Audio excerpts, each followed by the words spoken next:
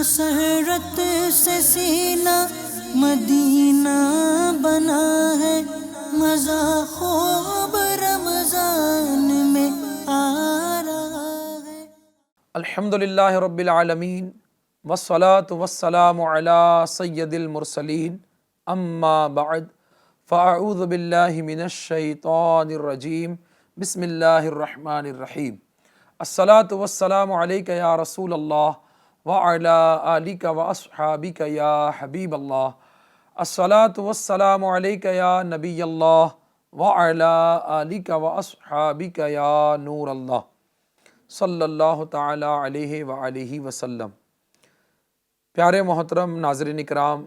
الحمدللہ رب العالمین، آج ایک بڑا ہی پیارا سلسلہ لے کر ہم آپ کی خدمت میں حاضر ہوئے ہیں۔ سلسلے کا نام ہے رمضان اور ہم۔ انشاءاللہ عز و جل اس پروگرام میں ہم رمضان کی برکتوں اور عظمتوں سے متعلق سنیں گے، اور رمضان میں عبادت الہی کی فضیلت، رمضان کی عظمتیں، رمضان کی برکتیں انشاءاللہ الکریم سننے سمجھنے کی سعادت حاصل کریں گے۔ الحمدللہ رب العالمین، ہماری خوش نصیبی ہے کہ اس وقت آج کے اس پروگرام میں ہمارے ساتھ رکن ہند مشاورت حاجی احسان عطاری صاحب بھی ہیں۔ حاجی احسان عطاری صاحب کو ہم ویلکم کہتے ہیں، خوش آمدید کہتے ہیں۔ اور ہمارے ساتھ دوسرے ہمارے مہمان ہیں محمد جمیل عطاری، جو ماشاءاللہ ہند سطح پر ہماری مجلس کورسز کے ذمہ دار ہیں۔ جمیل بھائی کو بھی ہم خوش آمدید کہتے ہیں، جزاک اللہ۔ اور ماشاءاللہ ہمارے ساتھ بڑے ہی پیارے اور محترم نعت خوان صوبان مدنی صاحب بھی ہمارے ساتھ ہیں ماشاءاللہ۔ ان سے پیارا پیارا کلام بھی سنیں گے اور انشاءاللہ اس سلسلے کی برکات حاصل کریں گے۔ آئیے اچھی اچھی نیتیں کر لیجئے کہ فرمان مصطفیٰ صلی اللہ تعالی علیہ وآلہ وسلم ہے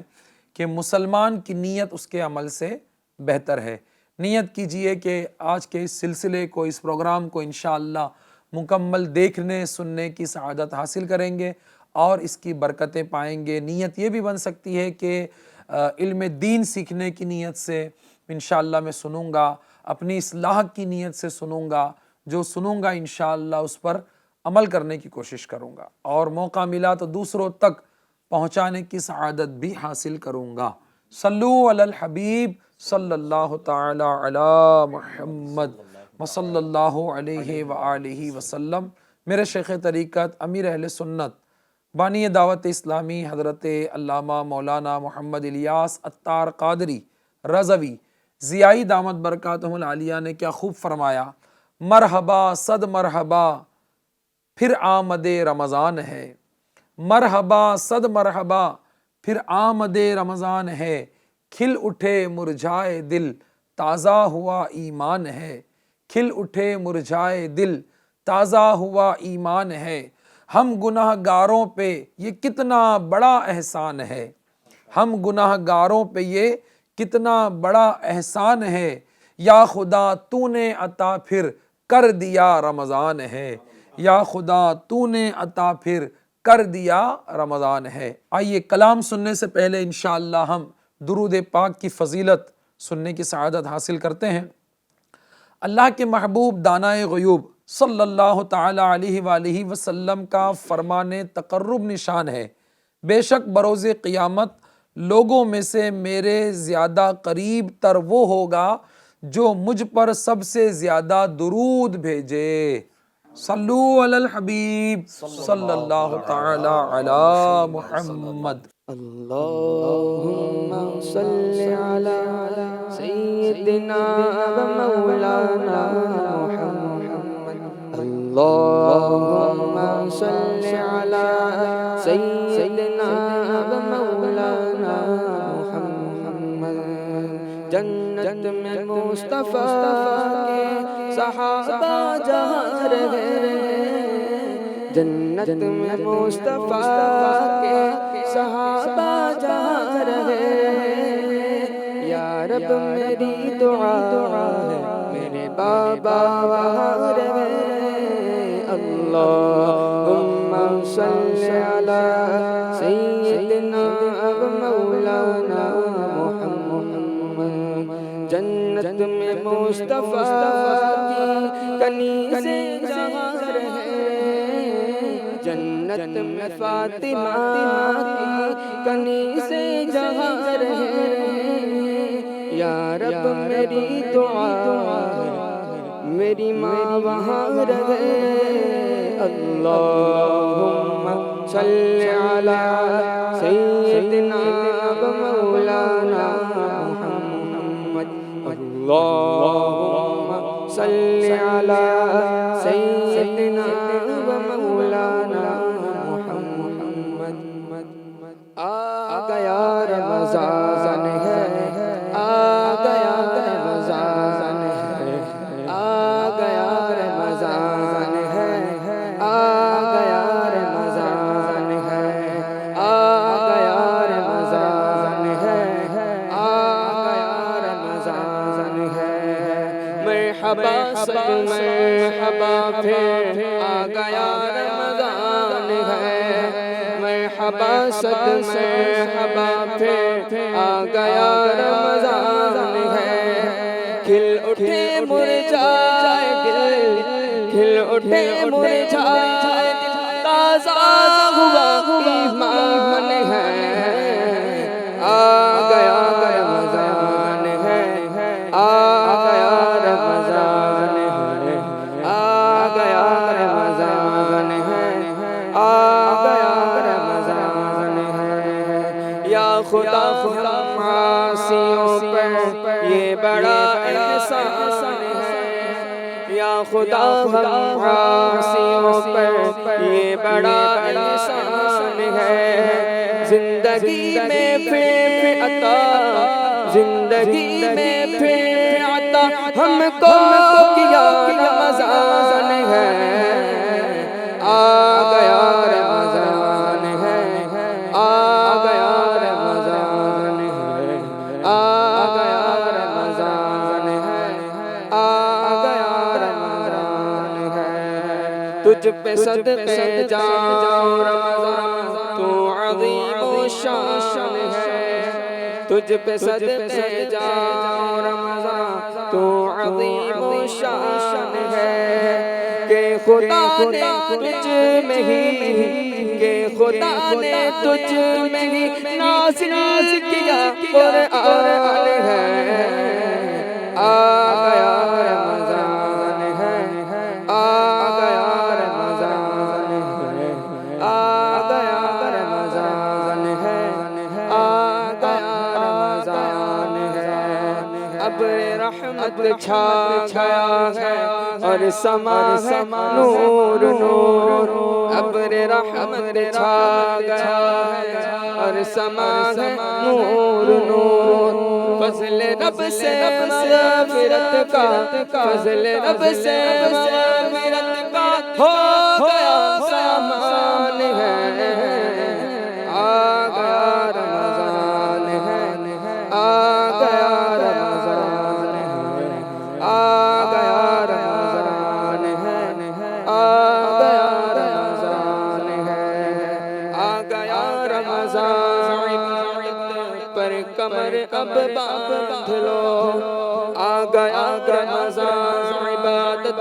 پر کمر اب باندھ لو فیض لے لو جلد یہ فیض لے لو جلد کے دن 30 کا مہمان ہے آ گیا رمضان ہے آ گیا رمضان ہے آ گیا رمضان ہے آ گیا رمضان ہے عاصیوں کی مغفرت کا لے کر آیا ہے عاصیوں کی مغفرت کا لے کر آیا ہے جھوم جاؤ مجرموں جھوم جاؤ مجرموں رمضان غفران ہے آ گیا رمضان ہے آ گیا رمضان ہے آ گیا رمضان ہے آ گیا رمضان ہے یا الہی تو مدینے میں کبھی رمضان دکھا یا یا الہی تو مدینے میں کبھی رمضان دکھا، یا الہی تو مدینے میں کبھی رمضان دکھا، مدتوں سے دل میں یہ، مدتوں سے دل میں عطار کے ارمان ہے، آ گیا رمضان ہے، آ گیا رمضان ہے، آ گیا رمضان ہے، آ گیا رمضان ہے۔ سبحان اللہ سبحان اللہ۔ میرے پیارے پیارے محترم اسلامی بھائیوں، FGN چینل کے ناظرین، اللہ پاک کا کروڑ ہاں کروڑ احسان کہ اس نے ہمیں ماہ رمضان جیسی عظیم الشان رحمت عطا فرمائی اور نعمت سے سرفراز فرمایا۔ ماہ رمضان کے فیضان کے تو کیا کہنے، اس کی تو ہر گھڑی رحمت بھری ہے۔ اس مہینے میں اجر و ثواب کئی گنا بڑھا دیا جاتا ہے، بلکہ ماشاءاللہ نفل کا ثواب فرض کے برابر اور فرض کا ثواب 70 گنا کر دیا جاتا ہے۔ بلکہ اس ماہ مبارک میں روزہ دار کا سونا بھی عبادت ہے۔ جی ہاں، روزہ دار کا سونا بھی عبادت میں شمار کیا جاتا ہے۔ عرش اٹھانے والے فرشتے روزہ دار کی دعا پر آمین کہتے ہیں، اور ایک حدیث پاک کے مطابق رمضان المبارک کے روزہ داروں کے لیے دریا کی مچھلیاں افطار تک دعائے مغفرت کرتی رہتی ہیں۔ تو یہ اللہ پاک کا بہت بڑا احسان ہے، کرم ہے کہ اس نے ہمیں ماہ رمضان کی نعمت سے سرفراز فرمایا۔ ہمیں چاہیے کہ ہم رمضان کی قدر کریں۔ آئیے سب سے پہلے ہم اپنے اس پروگرام میں ہمارے پیارے آقا مدینے والے مصطفیٰ صلی اللہ تعالی علیہ وآلہ وسلم کا ماہ رمضان میں کیا معمول ہوتا تھا، ہمارے آقا صلی اللہ علیہ وآلہ وسلم رمضان کیسے گزارتے تھے، اس کو شامل کرتے ہیں اور اس کی برکتیں پاتے ہیں۔ میں بڑھوں گا ہمارے آج کے خصوصی مہمان ہمارے حاجی احسان عطاری صاحب کی طرف کہ آپ ہمارے ناظرین اکرام کو اور ہمیں بتائیں کہ پیارے آقا مدینے والے مصطفیٰ صلی اللہ علیہ وآلہ وسلم رمضان کیسے گزارتے ہیں۔ بسم اللہ الرحمن الرحیم۔ پیارے آقا صلی اللہ تعالیٰ علیہ وآلہ وسلم رمضان کس طرح گزارتے، آئیے اس کے متعلق ایک روایت سنتے ہیں۔ ام المؤمنین حضرت عائشہ صدیقہ رضی اللہ تعالیٰ عنہ سے روایت ہے، ماشاءاللہ، آپ روایت فرماتی ہیں کہ جب رمضان کا آخری عشرہ آتا تو رسول اللہ صلی اللہ تعالیٰ علیہ وآلہ وسلم رات کو زندہ کرتے۔ اب یہ زندہ سے مراد کیا، یعنی شب بیداری فرماتے ماشاءاللہ، اور اپنے گھر والوں کو جگاتے اور عبادت میں خوب کوشش فرماتے اور تہبند مضبوطی سے باندھ لیتے۔ ماشاءاللہ، یعنی یہ جو تہبند کا ذکر ہے، اس سے مراد کیا ہے وہ میں آگے عرض کرتا ہوں۔ اس سے مراد یہ ہے کہ عبادت کے لیے کمر بستہ ہو جاتا۔ کیا بات ہے، ماشاءاللہ ماشاءاللہ۔ حضور نبی کریم صلی اللہ تعالیٰ علیہ وآلہ وسلم رمضان المبارک کی راتوں میں عبادت کا نہ صرف خود اہتمام فرماتے بلکہ اپنے گھر والوں کو بھی جگاتے اس کے لیے۔ سبحان اللہ۔ ماشاءاللہ، تو معلوم ہوا کہ رمضان المبارک کی مبارک راتوں میں عبادت کرنا اور اپنے گھر والوں کو بھی عبادت کے لیے جگانا، یہ سرکار صلی اللہ تعالیٰ علیہ وآلہ وسلم کی سنت سے ثابت ہے۔ ماشاءاللہ ماشاءاللہ۔ چنانچہ شیخ عبدالحق محدث دہلوی رحمۃ اللہ علیہ فرماتے ہیں کہ حضور نبی کریم صلی اللہ تعالیٰ علیہ وآلہ وسلم رمضان المبارک کے آخری 10 دنوں میں اپنے اہل یعنی گھر والوں کو بھی جگاتے تاکہ وہ بھی عبادت کریں کیا بات، اور شب قدر کو تلاش کرنے کی سعادت سے محروم نہ رہیں۔ کیا بات، سبحان اللہ۔ علامہ محمد بن علان شافعی رحمۃ اللہ علیہ فرماتے ہیں کہ حضور نبی کریم صلی اللہ تعالیٰ علیہ وآلہ وسلم اپنے اہل یعنی گھر والوں کو نماز کے لیے جگاتے کیا بات ہے، تاکہ وہ بھی ان مبارک گھڑیوں میں، ان پیاری گھڑیوں میں یعنی عبادت کر سکے، اس کی فضیلت سے آگاہ ہو جائیں اور ان مبارک ساعتوں میں نیک اعمال کرنے کو غنیمت جانیں۔ جیسا کہ حضرت سیدتنا زینب بنت ام سلمہ رضی اللہ تعالیٰ عنہ سے روایت ہے کہ کہا کہ اللہ کے محبوب صلی اللہ تعالیٰ علیہ وآلہ وسلم رمضان المبارک کے آخری عشرے میں یعنی آخری 10 دنوں میں اپنے گھر والوں میں سے ہر اس فرد کو جگاتے جو قیام کی استطاعت رکھتا ہے۔ کیا بات، ماشاءاللہ یعنی یہ کتنا بہترین ماشاءاللہ انداز حضور صلی اللہ تعالیٰ علیہ وآلہ وسلم کا ہم نے نبی سنا، اور اس سے ہمیں کئی چیزیں جو ہے وہ الحمدللہ سیکھنے کو ملتی ہیں جی۔ کہ جہاں ہمیں رمضان میں خود عبادت کرنی چاہیے، سرکار صلی اللہ تعالیٰ علیہ وآلہ وسلم کے طریقے پر، سنت پر عمل کرتے ہوئے، اس انداز پر عمل کرتے ہوئے خود بھی عبادت کرنی چاہیے، اور اپنے گھر والوں کو بھی اس طرف جو ہے لانا چاہیے۔ ماشاءاللہ، تو یعنی ہم اپنے گھر والوں کو بھی عبادت کی طرف لائیں، یعنی پیارے آقا علیہ الصلوۃ والسلام کا یہ انداز مبارک کہ آپ رمضان المبارک میں خوب عبادت فرماتے اور گھر والوں کو بھی عبادت کے لیے جگاتے۔ جو آپ نے ذکر فرمایا اس میں یہ کہ رات کے وقت میں پیارے آقا علیہ الصلوۃ والسلام جو ہے عبادت فرماتے، گھر والوں کو بھی جگاتے، یعنی رمضان کی راتوں میں عبادت یہ پیارے آقا علیہ الصلوۃ والسلام کا معمول رہا۔ یعنی اور خاص کر جو آخری عشرے کا، آخری عشرے میں وہ جو شب قدر کی فضیلت حاصل کرنے کے لیے خود بھی اہتمام فرماتے، پھر اہل خانہ جو آپ کے گھر والے تھے ان کو بھی اس طرف جو ہے نا وہ رغبت دلاتے۔ رات کو انہیں ہم نے بھی سنا کہ جو استطاعت رکھتا اس کو شب بیداری کے لیے بھی آپ جگایا کرتے تھے۔ ماشاءاللہ، یعنی رمضان کا پورا مہینہ اگر یوں کہیں تو غلط نہیں کہ پیارے آقا علیہ الصلوۃ والسلام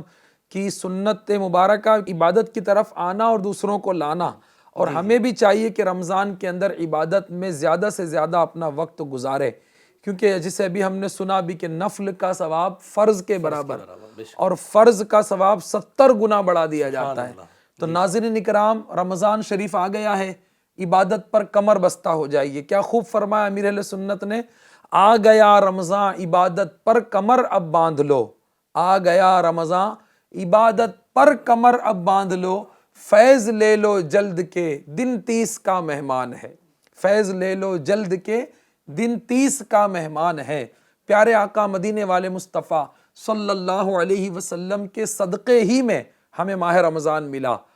پیارے آقا علیہ الصلوۃ والسلام کا معمول بھی ہم نے سنا کہ آپ خود بھی عبادت فرماتے، اور ہمارے لیے یہ ترغیب بھی ہے کہ ہم بھی رمضان کی قدر کریں، رمضان میں خوب اللہ کی عبادت کریں۔ ناظرین اکرام، یہ عرض کرتا چلوں کہ دنیا میں جب کوئی اسپیشل آفر کی معلومات ملتی ہے یا کوئی دنیاوی فائدے کی طرف ہمیں بلایا جاتا ہے تو دیکھا یہ جاتا ہے کہ لوگ بہت کثرت کے ساتھ اس کی طرف لپکتے ہیں یا وہ آفر قبول کرنے کے لیے، فائدہ لینے کے لیے آگے بڑھتے ہیں۔ تو دنیا میں اگر کہیں اسپیشل آفر کا کہیں بورڈ لگا ہو مارکیٹ میں تو بندہ فوراً اس طرف مائل ہوتا ہے کہ کیا اسپیشل آفر ہے، ہم دیکھیں۔ تو یہ بالکل کہنا غلط نہیں ہے کہ رمضان میں اللہ تبارک و تعالیٰ کی طرف سے گویا مومنین کے لیے اسپیشل آفر ہے نا، اسپیشل آفر ہے کہ نفل کا ثواب فرض کے برابر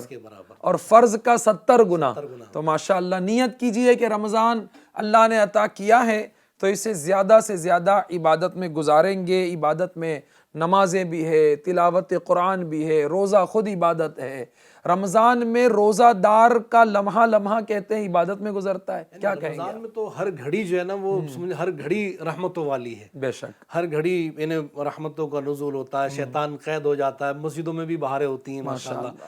تو یہ رمضان بڑی برکتوں والا ہے۔ آپ نے فرمایا نا اسپیشل آفر، تو یہ اسپیشل آفر ہے، بہترین موقع ہے، عبادتوں کا ثواب بھی بڑھ جاتا ہے، یعنی نیکیاں جو ہم کرتے ہیں اس پر بھی اللہ پاک ثواب بڑھا دیتا ہے۔ تو اس میں تو یعنی سرکار صلی اللہ تعالیٰ علیہ وآلہ وسلم کا جو ہم نے انداز ابھی سنا کہ حضور علیہ الصلوۃ والسلام خاص عبادت کا اہتمام فرماتے ہیں بے شک رمضان میں، اور یہ خاص کر ہماری ترغیب کے لیے بھی تھا کہ ہم بھی خاص کر رمضان میں عبادت کا اہتمام فرمائیں۔ یعنی جب کوئی سیزن آ جاتا ہے یا اسپیشل آفر کی بات آتی ہے تو بندہ اپنی توجہ بڑھا دیتا ہے، تو اسی طرح ہمیں بھی عبادت کی طرف اپنا وقت بڑھا دینا چاہیے۔ کیا فرمائیں گے؟ جی، یعنی اس وقت میں جو ہے وہ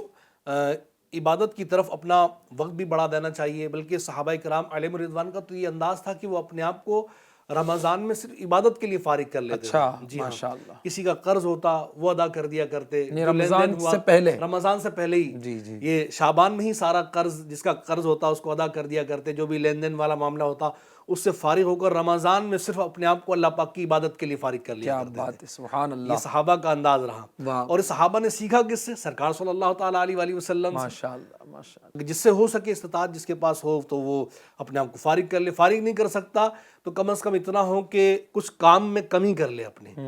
یعنی بعض اوقات ہوتا یہ ہے کہ بہت زیادہ ورک لوڈ کی وجہ سے پھر عبادت میں وہ مزہ آنا، عبادت میں دل لگنا، اس میں بھی پریشانی ہوتی ہے، اور یہ کتابوں میں بھی ملتا ہے. صحابہ کا ہم نے سنا, بزرگان دین کے حوالے سے بھی ہے کہ وہ اپنے کاموں کو رمضان میں کم کر لیا کرتے اور عبادت کے لیے زیادہ وقت نکالا کرتے تھے, اللہ پاک کی عبادت زیادہ کیا کرتے تھے. تو ناظرین سے بھی میں یہ عرض کروں گا کہ ناظرین بھی رمضان میں زیادہ سے زیادہ عبادت کریں, 5 وقت نماز با جماعت پہلی صف میں ادا فرمائیں, اور اسی کے ساتھ ساتھ قرآن پاک کی تلاوت یہ رمضان میں کریں. درود شریف کا ورد ہے, اس کے علاوہ اور اوراد و وظائف ہیں, یہ کریں. راتوں کو ایک تعداد ہوتی ہے جو جاگ رہی ہوتی ہے, بس ایسے ہی یعنی پوری رات شب بیداری تو کر رہے ہوتے ہیں وہ, لیکن ان کو شب بیداری کا انداز دوسرا ہوتا ہے. بعض اوقات موبائل میں الٹی سیدھی چیزیں دیکھتے دیکھتے اپنی رات کو گزار دیتے ہیں, اور کبھی کبھی ایسا ہوتا ہے کہ یعنی یہ تو ہوتا ہی ہے کہ اس طرح سے گزار دیتے ہیں, گپ شپ کرتے ہوئے, آپس میں کھیلتے ہوئے اس طرح سے گزار دیتے ہیں. ایسا نہیں, بلکہ یہ ہو کہ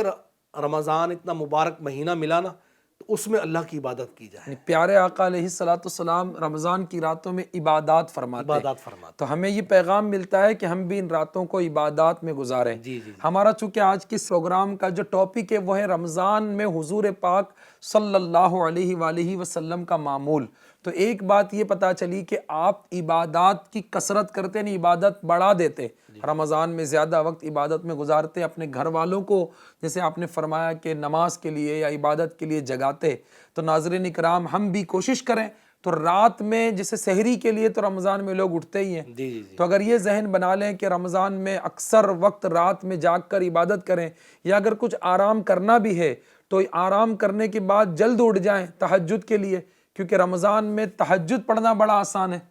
سحری کے لیے لوگ اٹھتے ہی ہیں روزہ رکھنے کے لیے, تو جلدی اٹھ جائیں, گھر والوں کو جگا دیں, اور کیا ہی اچھا ہو کہ سارے کے سارے گھر والے مل کر سب سے پہلے تہجد ادا کریں,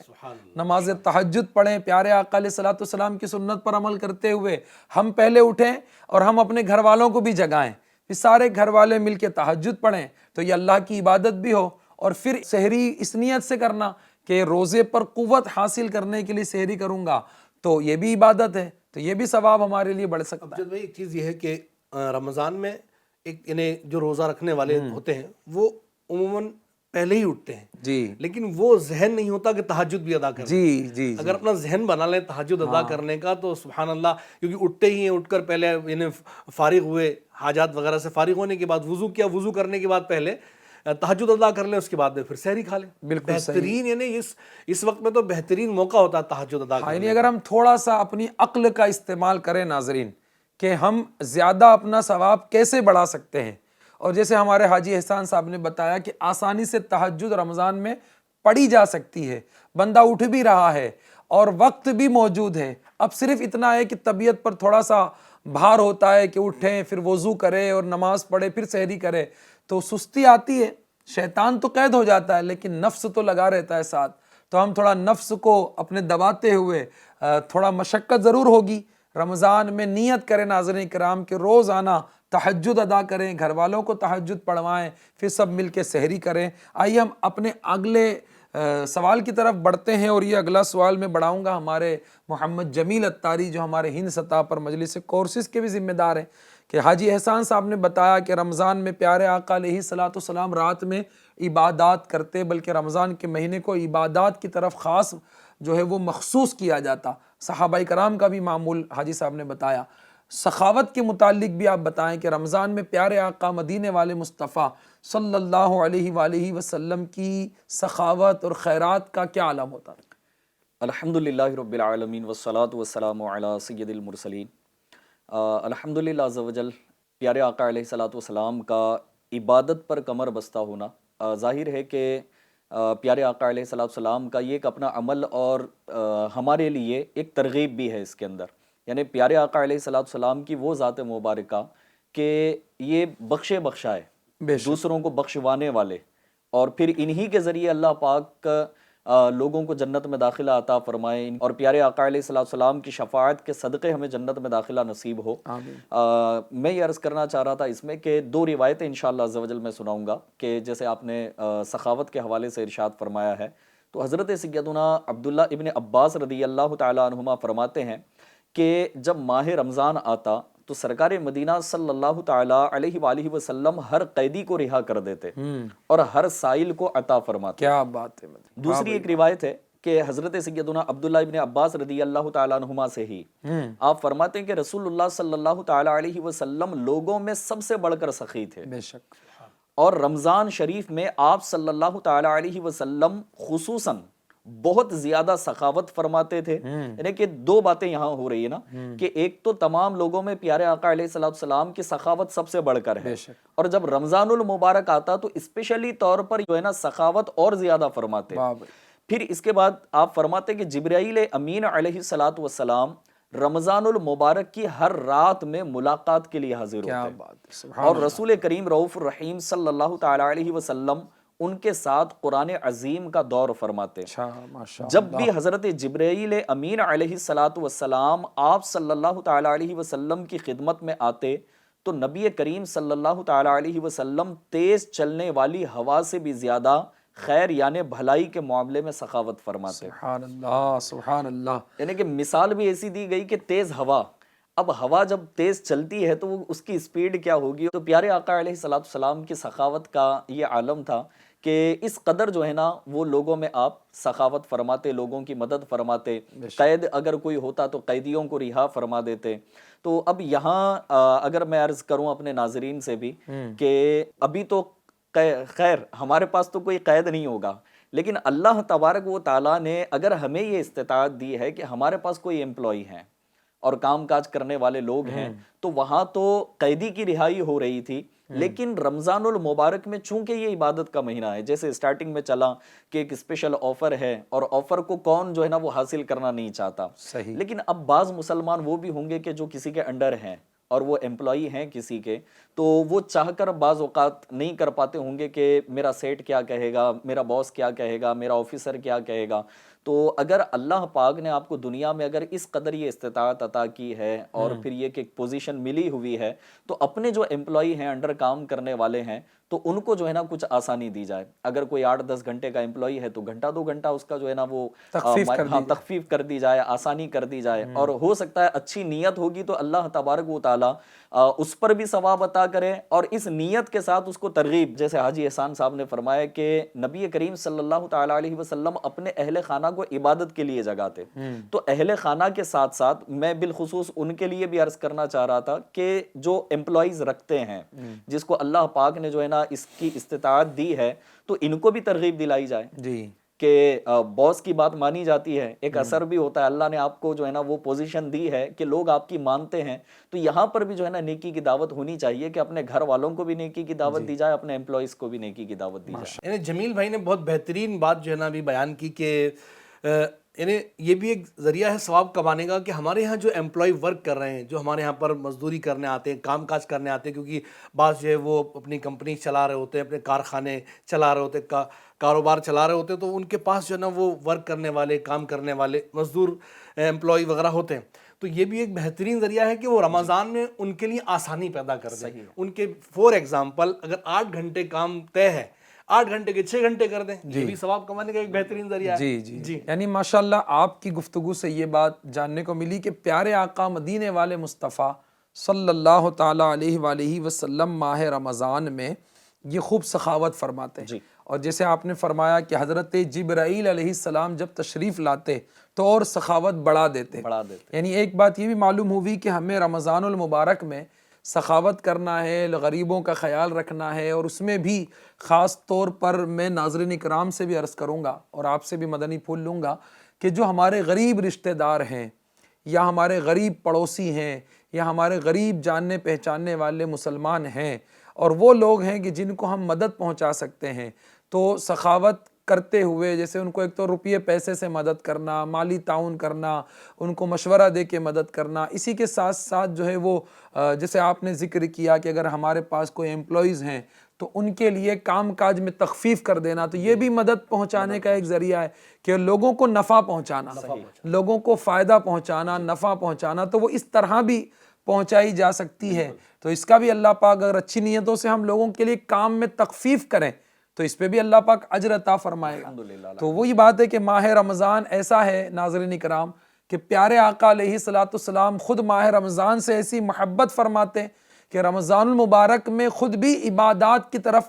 آپ اپنا وقت بڑھا دیتے اور اپنے گھر والوں کے لیے اور دیگر مسلمانوں کے لیے بھی عبادات کے لیے پیارے آقا علیہ الصلوۃ والسلام یعنی یوں سمجھے کرم فرماتے ہیں. تو ہمیں بھی اس میں یہ پیغام ملتا ہے کہ ہم ان کا بھی خیال رکھیں. کیا کہیں گے آپ؟ اس میں یہ بھی ہے کہ سخاوت کے حوالے سے اگر میں عرض کروں تو دو باتیں یہاں میں عرض کرنا چاہ رہا تھا کہ شیخ طریقت امیر اہل سنت دامت برکاتہم العالیہ بھی تقریباً ہر رمضان میں جو ہے نا اس طرف توجہ دلاتے ہیں. ایک تو ہم نے ایمپلائیز کی بات کی, دوسری بات یہ ہے کہ اگر آپ بزنس مین ہیں یا کوئی بھی آپ ورک کرتے ہیں, ایون کہ اگر اللہ پاک نے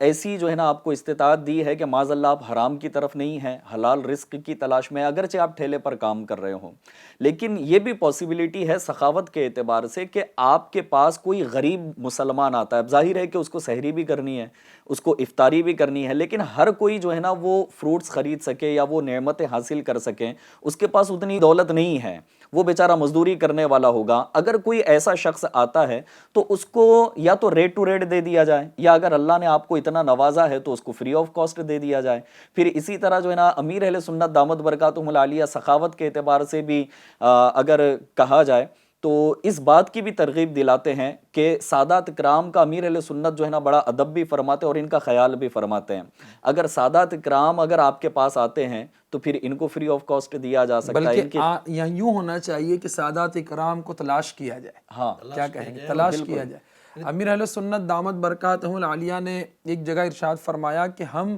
ایسے لوگوں کو تلاش کریں. ایک تو یہ ہوتا ہے پیشہ وار بھیکاری جو بھیک مانگنے کے لیے گھروں پر اور راستوں میں مل جاتے ہیں, ان میں سارے مستحق نہیں ہوتے ہیں. اس پر غور کرنا پڑے گا کہ کون مستحق ہے جس کو دیا جائے. اور اس کے ساتھ ساتھ میں بہت سے سفید پوش ایسے ہوتے ہیں کہ جنہیں حاجت بھی ہوتی ہے لیکن وہ کسی کے آگے ہاتھ نہیں پھیلاتے, جو خوددار ہوتے ہیں, مانگتے نہیں. تو حاجی احسان صاحب آپ کیا کہیں گے کہ ہم کیسے ان کی مدد کر سکتے ہیں؟ دیکھیں, یہ جو ایسے لوگ ہوتے ہیں جو سفید پوش ہوتے ہیں, خوددار ہوتے ہیں, یہ کسی کے آگے ہاتھ نہیں پھیلاتے. جی.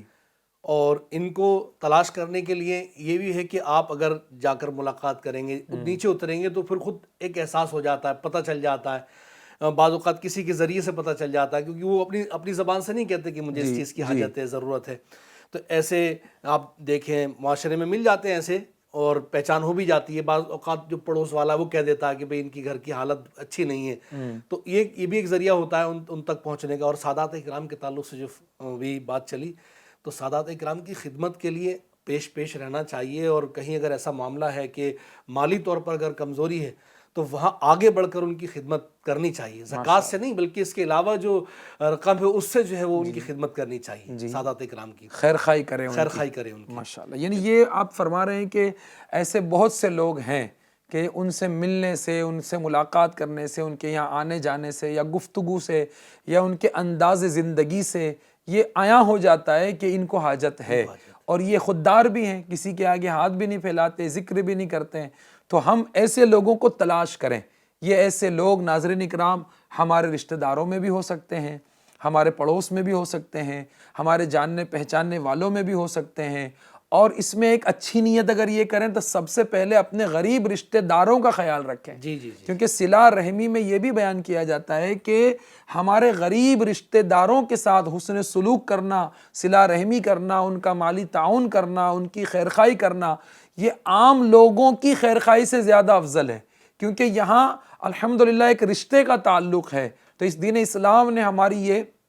تربیت فرمائی ہے کہ ہم صلہ رحمی کریں, غریب رشتہ داروں کی بھی اس میں مدد کریں, سادات اکرام کی خوب دل کھول کر خدمت کریں. پیارے آقا مدینے والے مصطفیٰ صلی اللہ تعالی علیہ وآلہ وسلم کی سنت پر عمل کرتے ہوئے ناظرین اکرام نیت کریں کہ انشاءاللہ ماہ رمضان کا مہینہ جاری ہے, ہم اپنے قریبی رشتہ داروں, پڑوسیوں اور بالخصوص سادات اکرام کی زیادہ سے زیادہ خیرخواہی کر کے رمضان میں اجر و ثواب بڑھانے کی کوشش کریں گے. واقعی رمضان ایسا ہے کہ جو کریں وہ کم ہے. اللہ پاک پتہ نہیں کس عمل سے راضی ہو جائے. ہمیں عبادتیں بھی کرنی ہیں, ہمیں نمازیں بھی پڑھنی ہیں, ہمیں روزے بھی رکھنا ہے, تلاوت قرآن بھی کرنا ہے, ہمیں غریبوں کی مدد بھی کرنا ہے, سخاوت بھی کرنا ہے, اللہ کی عبادت کی طرف بھی آنا ہے. ہمارے پیارے آقا مدینے والے مصطفیٰ صلی اللہ تعالی علیہ وآلہ وسلم کا رمضان میں معمول, یہ ہمارا ایک ٹاپک ہے. تو اس کے ساتھ ساتھ پیارے آقا علیہ الصلوۃ والسلام کی دعاؤں کا کیا عالم تھا,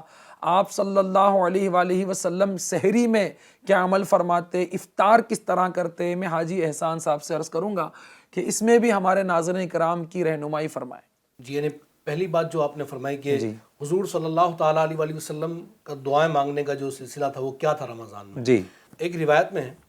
کہ جب ماہ رمضان تشریف لاتا تو حضور اکرم صلی اللہ تعالیٰ علیہ وآلہ وسلم کا رنگ مبارک متغیر یعنی تبدیل ہو جاتا اللہ اکبر، اللہ، اور نماز کی کثرت فرماتے اور خوب دعائیں مانگتے۔ کیا بات، سبحان اللہ۔ یعنی یہ ہم نے جو حدیث پاک سنی ہے تو ناظرین سے میں عرض کروں گا کہ رمضان میں دیکھیں اس سے ایک ہمیں یہ بھی درس ملتا ہے کہ ہم بھی رمضان میں خوب عبادت کریں، دعائیں کریں، کیونکہ رمضان میں ہر گھڑی رمضان کی رحمت و برکتوں والی ہوتی ہے، رحمتوں کی جھڑی برس رہی ہوتی ہے، جنہیں کتنے ایسے خوش نصیب ہوتے ہیں جنہیں مغفرت کے پروانے مل جاتے ہیں، جی ہاں بخشے جاتے ہیں رمضان کی برکت سے۔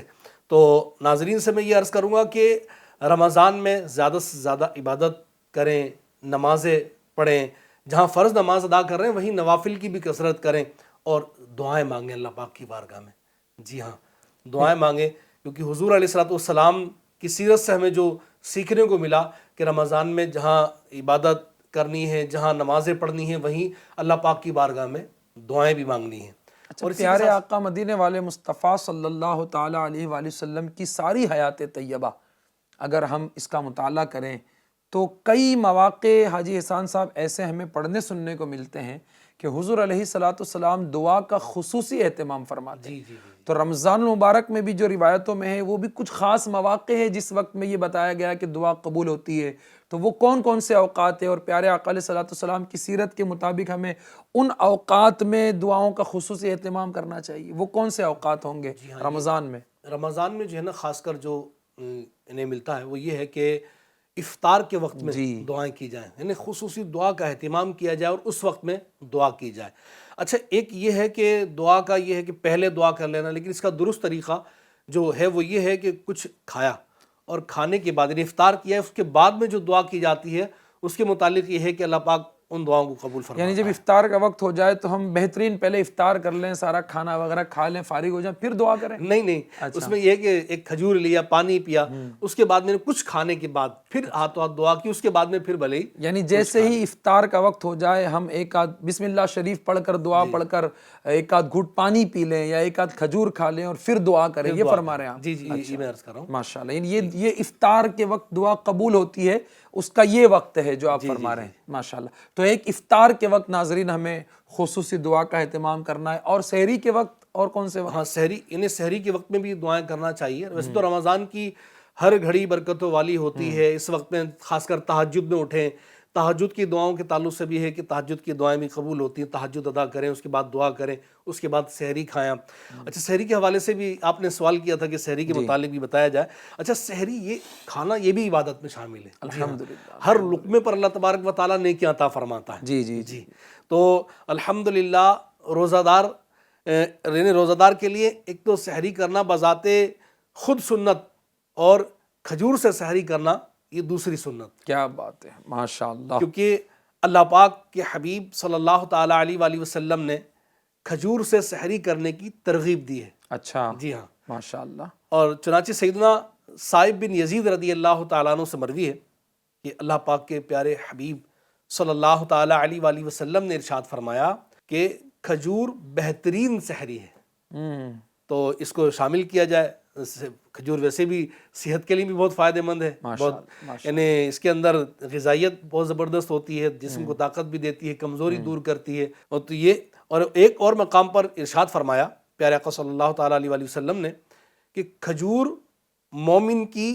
کیا ہی اچھی سحری ہے۔ کیا بات ہے، سبحان اللہ، کھجور مومن کی کیا ہی اچھی سحری ہے، سبحان اللہ۔ اب ہمارے ہاں جو رائج ہے نا وہ یہ ہے کہ افطار میں تو عموماً جو ہے وہ کھجور کھائی جاتی ہے، لیکن سحری میں جو ہے وہ باقاعدہ اس کا کچھ اہتمام وغیرہ نہیں ہوتا۔ صحیح، تو جہاں سحری کرتے ہیں وہاں ساتھ ساتھ جو ہے کھجور بھی کھا لیا کریں۔ اس سے مطلب سنت پر عمل کی نیت سے بھی کھائیں، اس میں غذائیت بھی ہے، طاقت بھی ہے۔ اور کھجور ویسے عموماً رمضان المبارک میں بہت زیادہ ہمارے یہاں استعمال میں بھی آتی ہے، بہترین سحری ہے، بہترین غذا ہے۔ تو ناظرین کرام سحری میں کھجور کا استعمال سنت کی نیت سے کریں، اس حدیث پاک پر عمل کرتے ہوئے جو ابھی حاجی احسان صاحب نے بیان کی ہے، اس پر عمل کرتے ہوئے انشاءاللہ اس کو استعمال کریں گے تو ثواب بھی ملے گا۔ اچھا، سحری میں کھجور بھی کھانا ہے اور بھی کیا کیا کھانا ہے؟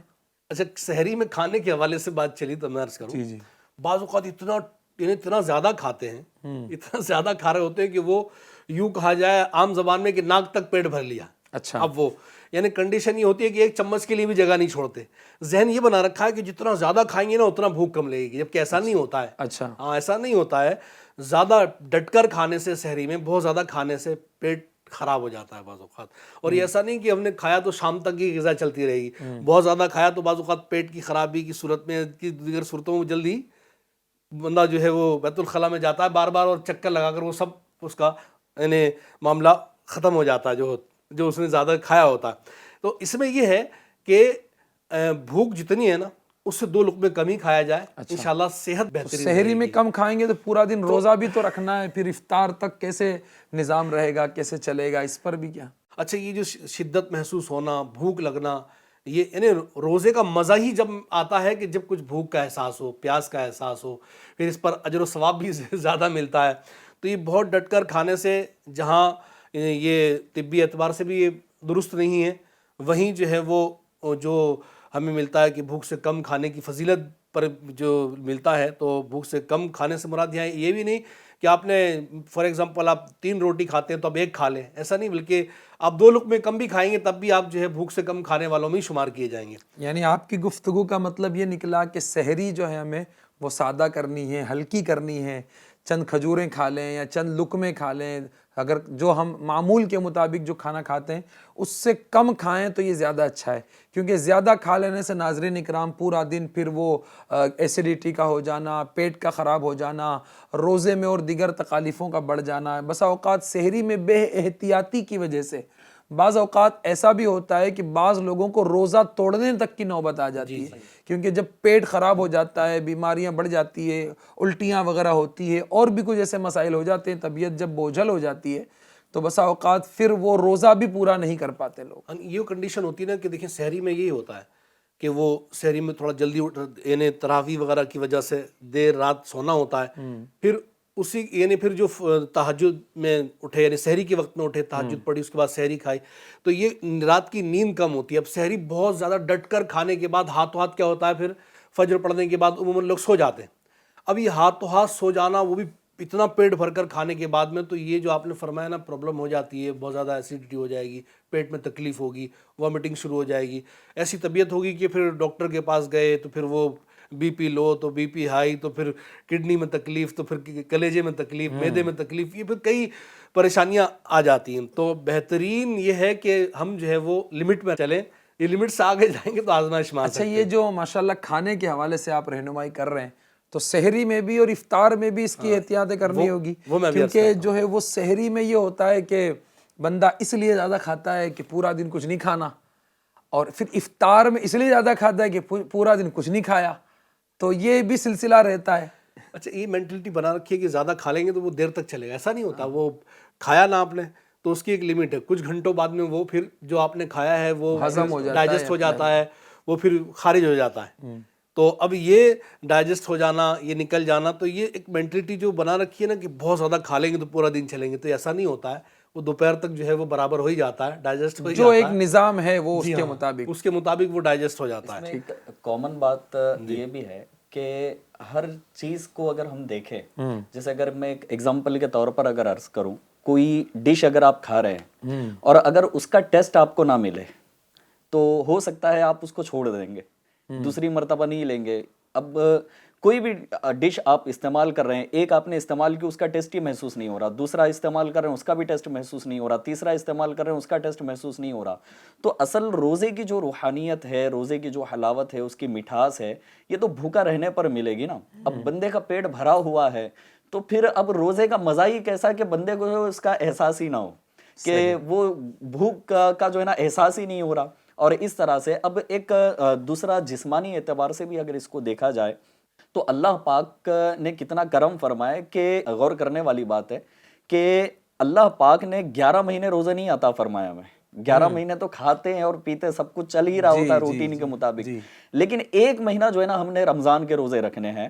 اب اس میں طبی اعتبار سے بھی اگر دیکھا جائے تو یہ کہ جب بندہ کھاتا اور پیتا رہتا ہے تو کچھ چیزیں جو ہے نا اس کے انٹرنل آرگنز کے اندر یا پھر جسمانی اعتبار سے، جیسے خون کا گاڑھا ہو جانا یا پھر اس کے علاوہ فیٹ بڑھ جانا، کولیسٹرول بڑھ جانا، اب یہ ساری چیزیں جب انسان کے اندر پیدا ہو جاتی ہیں تو طرح طرح کی بیماریوں میں وہ مبتلا ہو جاتا ہے۔ لیکن رمضان کے روزے میں اگر وہ واقعی کم کھائے، اور جس طرح نبی کریم صلی اللہ تعالیٰ علیہ وسلم کا معمول مبارک تھا کہ آپ سحری میں جو ہے نا وہ کھجور سے سحری فرماتے، افطار بھی جو ہے وہ کھجور سے ہوتی، اگر کھجور اس وقت اویلیبل نہ ہوتے تو سوکھے کھجور، اگر وہ بھی اویلیبل نہ ہوتے تو چند چلو جو ہے نا وہ پانی استعمال فرما لیا کرتے۔ تو اب یہ جو ہے نا بتایا گیا کہ اگر بندہ تھوڑا سا اس کو کنٹرول کر لے تو جو اس کے جسم میں ایکسٹرا چیزیں پیدا ہو چکی ہیں، کولیسٹرول وغیرہ، وہ باڈی کو جو انرجی چاہیے وہ وہاں سے جو ہے نا انرجی اس کی وہ صرف ہوتی رہے گی، اور جو ایکسٹرا چیزیں جسم کے اندر پیدا ہو کر بیماری کی طرف بڑھانے والی ہیں وہ بھی انشاءاللہ جسمانی اعتبار سے بھی بیماریوں سے محفوظ رہے گا۔ اور اللہ پاک نے چاہا اس کے حق کو اگر ادا کیا جائے اور جس طرح روزہ رکھنا ہے اگر اس طرح بندہ روزہ رکھے تو انشاءاللہ اس کی حلاوت، اس کی مٹھاس، اس کی روحانیت بھی نصیب ہوگی۔ ماشاءاللہ ابو داؤد شریف کی ماشاءاللہ۔ حدیث ہے، اس کے افطار کے حوالے سے ابو داؤد شریف کی حدیث پاک ہے، حضرت سیدنا انس رضی اللہ تعالیٰ عنہ سے روایت ہے کہ اللہ کے حبیب صلی اللہ تعالیٰ علیہ وآلہ وسلم نماز سے پہلے تر کھجوروں سے روزہ افطار فرماتے ہیں۔ تر کھجوریں نہ ہوتی تو چند خشک کھجوریں یعنی چھہاروں سے، اور یہ بھی نہ ہوتی تو چند چلو پانی پیتے۔ سبحان اللہ سبحان اللہ۔ تو یہ پیارے پیارے ناظرین اکرام، ماشاءاللہ آپ نے سنا کہ سحری اور افطار میں کھجور کا استعمال کرنا اور کم کھانا یہ انشاءاللہ ہمیں بہت سی بیماریوں سے بھی بچائے گا، روزے کی حلاوت اور مٹھاس بھی نصیب ہوگی، اور انشاءاللہ معمولات مصطفیٰ صلی اللہ علیہ وسلم پر عمل بھی ہوگا۔ انشاءاللہ اس پر اور مزید ہم دوسرے پروگرام میں بھی کلام کریں گے، لیکن ناظرین اکرام، پیارے آقا مدینے والے مصطفیٰ صلی اللہ تعالیٰ علیہ وآلہ وسلم کا انداز رمضان میں آپ کا کیا انداز ہوتا، اس پر ہم کلام کر رہے ہیں۔ ہم نے سنا کہ حضور علیہ السلام راتوں میں قیام فرماتے، گھر والوں کو جگاتے، کثرت سے تلاوت قرآن فرماتے، نوافل کا اہتمام فرماتے، تہجد ادا فرماتے، سحری اور افطار میں کم کھاتے۔ اسی کے ساتھ ساتھ رمضان المبارک میں پیارے آقا مدینے والے مصطفیٰ صلی اللہ تعالیٰ علیہ وآلہ وسلم عبادت کے اہتمام کے لیے خاص طور پر اعتکاف بھی فرماتے۔ تو حاجی احسان صاحب سے عرض کروں گا کہ اعتکاف سے متعلق بھی ہمارے ناظرین کو بتائیں، معمولات مصطفیٰ میں بھی ہے یہ، اور اس کی برکات ہم مزید کیسے لوٹ سکتے ہیں؟ یعنی دیکھیں، اعتکاف کے حوالے سے حضور صلی اللہ تعالیٰ علیہ وآلہ وسلم خود بھی اعتکاف فرماتے تھے اور صحابہ کو بھی ترغیب ارشاد فرماتے تھے۔ حضرت عائشہ صدیقہ رضی اللہ تعالیٰ عنہ سے روایت ہے، اب روایت فرماتی ہیں کہ رسول اللہ صلی اللہ تعالیٰ علیہ وآلہ وسلم رمضان کے آخری عشرے میں، رمضان کے آخری 10 دنوں میں اعتکاف کرتے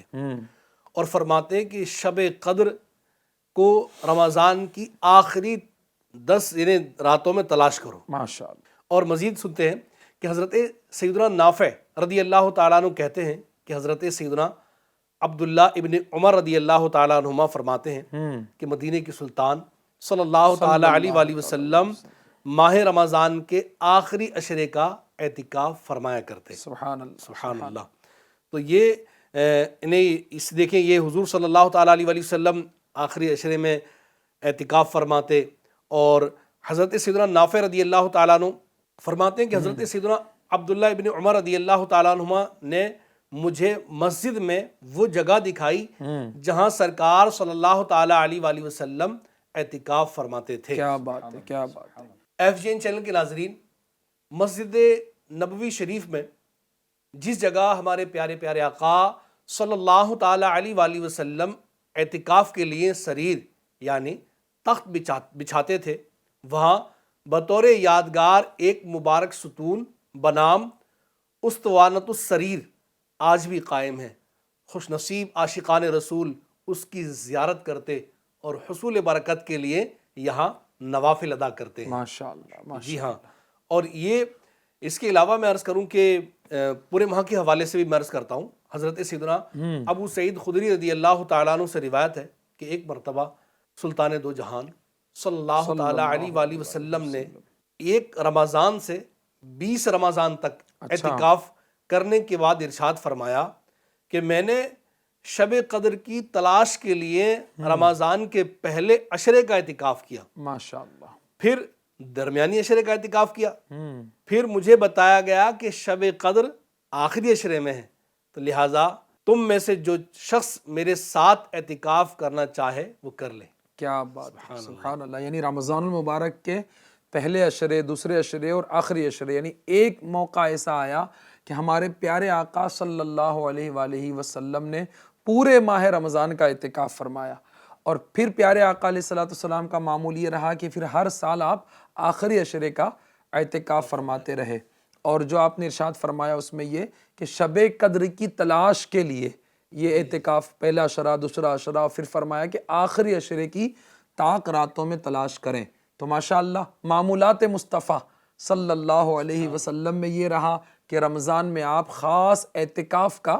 اہتمام فرماتے. تو ہمارے ناظرین اکرام، ہم بھی کوشش کریں، ہم بھی نیت کریں کہ اللہ پاک کی رضا کے لیے زیادہ سے زیادہ عبادت کرنے کے لیے، عبادات کی طرف بڑھنے کے لیے اعتکاف ایک بہترین ذریعہ ہے. کیونکہ معتکف کا کام حاجی صاحب یہی ہوتا ہے نا کہ وہ اللہ اللہ ہی کرے. اعتکاف کا مقصد ہی یہ ہے کہ اللہ کو راضی کرنے کے لیے وہ اعتکاف. اللہ پاک کے گھر میں، مسجد میں ہیں موجود، وہاں پر نمازوں کی پابندی کرنا، تلاوت قرآن کرنا، فرض علوم سیکھنا، یہ یعنی عبادت کے لیے خاص یہ وقت ہوتا ہے کہ مسجد میں آ کر بیٹھ گئے. اب یہاں پر یعنی گناہوں سے بچتے ہوئے، کیونکہ مسجد کے تعلق سے کہا گیا ہے کہ مسجد جو ہے وہ گناہوں سے محفوظ رہنے کا بہترین قلعہ ہے. سبحان اللہ. تو یہ مسجد میں رہنا، مسجد میں رہنے کی فضیلتیں الگ ملتی ہیں، پھر رمضان کی برکتیں، پھر ہر گھڑی رحمت و برکتوں والی. تو یہ بہت بڑی سعادت کی بات ہے. یعنی یہ تو ایک بہترین موقع ہے. ناظرین سے بھی میں عرض کروں گا کہ ناظرین بھی جو اپنا ذہن بنائیں، اور جن سے ہو سکتا ہے نا وہ پورے ماہ کے اعتکاف کے لیے مسجد میں آ جائیں. یعنی FGN چینل کے ناظرین، یوں کہیے کہ رمضان جو رحمتوں بھرا، پھر اس میں عبادت، اللہ کی رحمتیں لوٹنے کا ذریعہ، اور اس میں پھر اعتکاف، تو نور اعلیٰ نور کہ اعتکاف میں بیٹھ کر ہم دونوں ہاتھوں سے یوں کہہ سکتے ہیں رمضان کی برکتیں لوٹنے میں کامیاب ہو سکتے ہیں. اعتکاف میں بیٹھ کر زیادہ عبادت کر سکتے ہیں، اعتکاف میں بیٹھ کر گناہوں سے بچ سکتے ہیں، اور سب سے خاص بات کہ نبی پاک صلی اللہ علیہ وسلم کی سنت پر عمل کر سکتے ہیں آخری عشرے کا. تو یہ پہلے اور دوسرے عشرے کا جو اعتکاف ہے، میں ہمارے جمیل بھائی سے رہنمائی چاہوں گا کہ پہلے اور دوسرے عشرے کا اعتکاف کیا یہ بھی اس کو بھی سنت کہا جائے گا، یا یہ نفلی اعتکاف ہوگا، اور آخری عشرے کے اعتکاف کے بارے میں کیا حکم ہے؟ اور پھر ناظرین اکرام، اگر ہمارے FGN چینل کے ناظرین اعتکاف کرنا چاہیں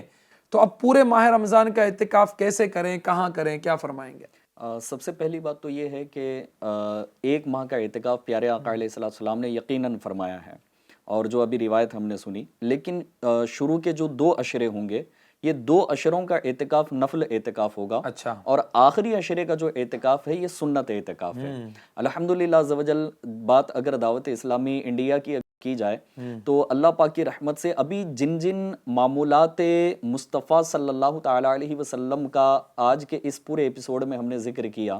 وہ تقریباً بہت سی چیزیں الحمدللہ عز و جل یہ دعوت اسلامی انڈیا کے تحت ہونے والے اعتکاف میں آپ کو مل جائیں گی. اچھا. جی ہاں. قرآن کریم کی تلاوت، تہجد، اوابین، اشراق و چاشت،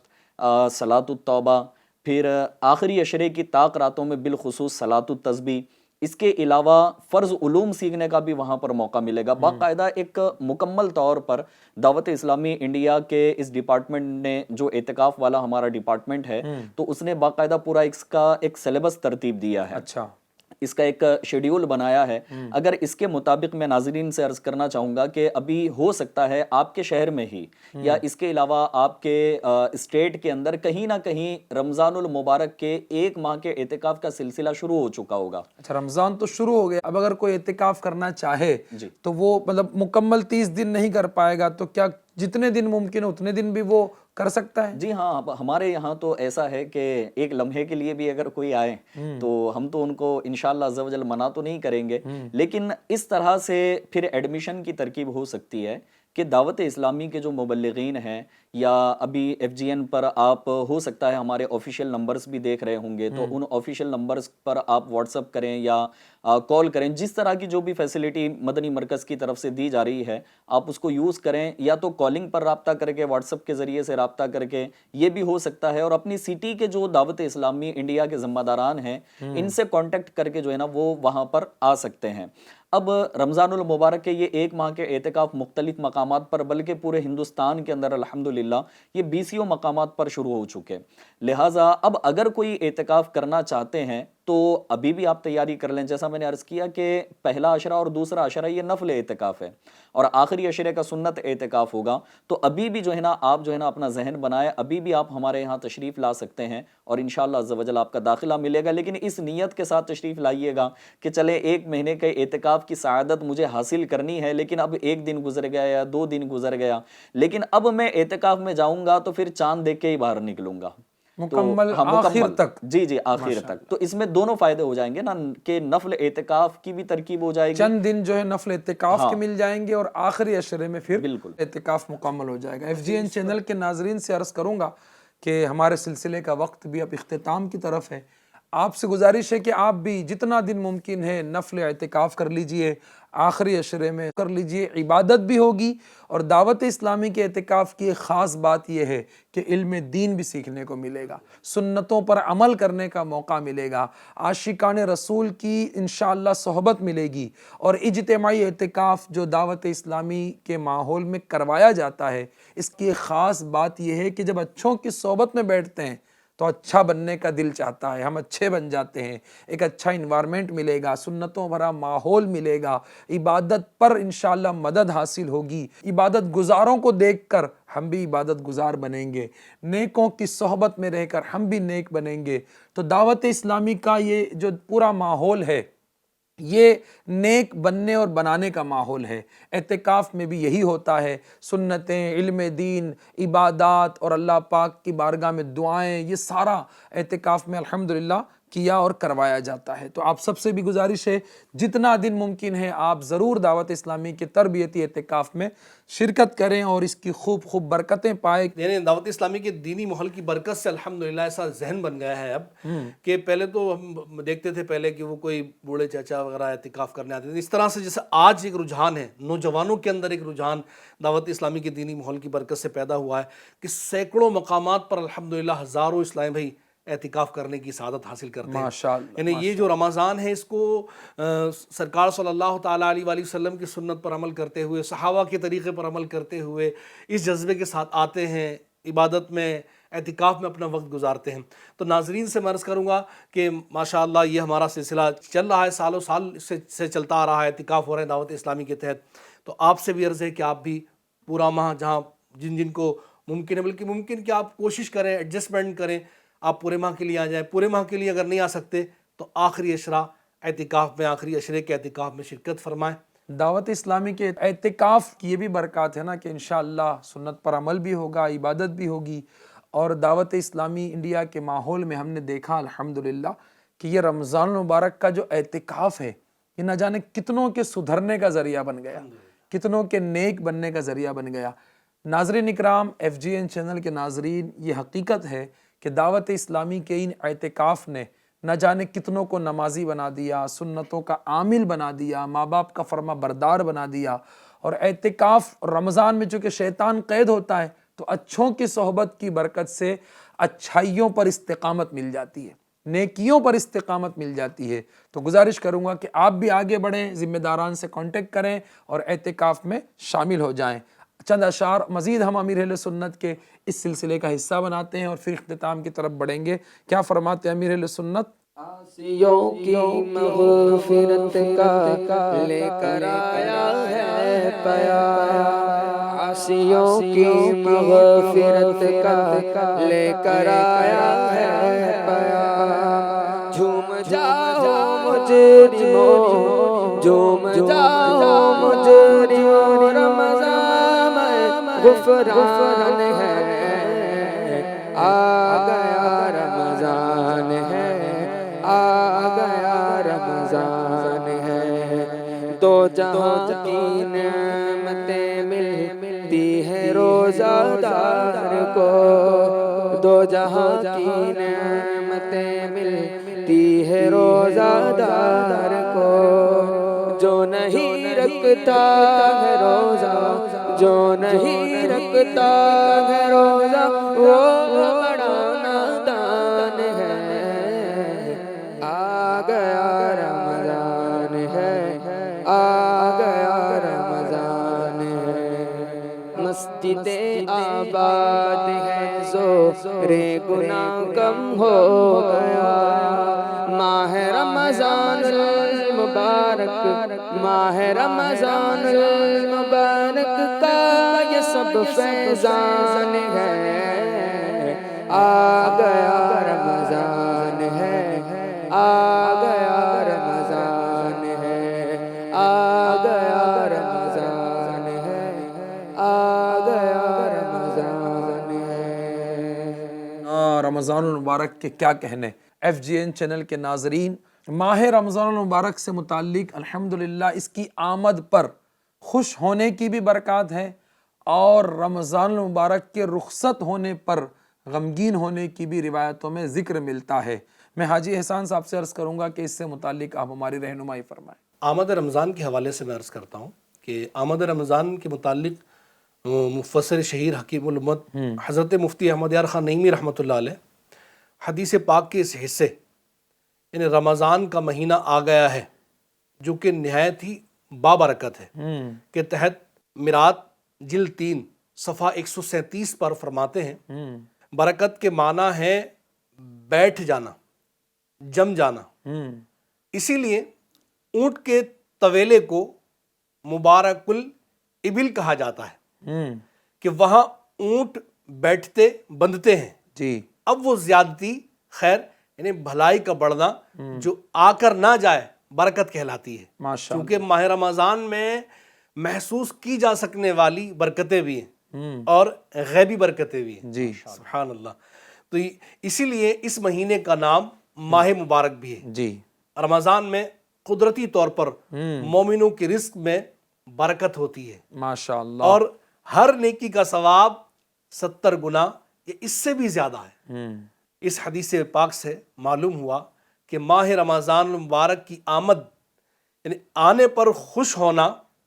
ایک دوسرے کو مبارکباد دینا سنت سے ثابت ہے، ماشاءاللہ، اور جس کی آمد یعنی آنے پر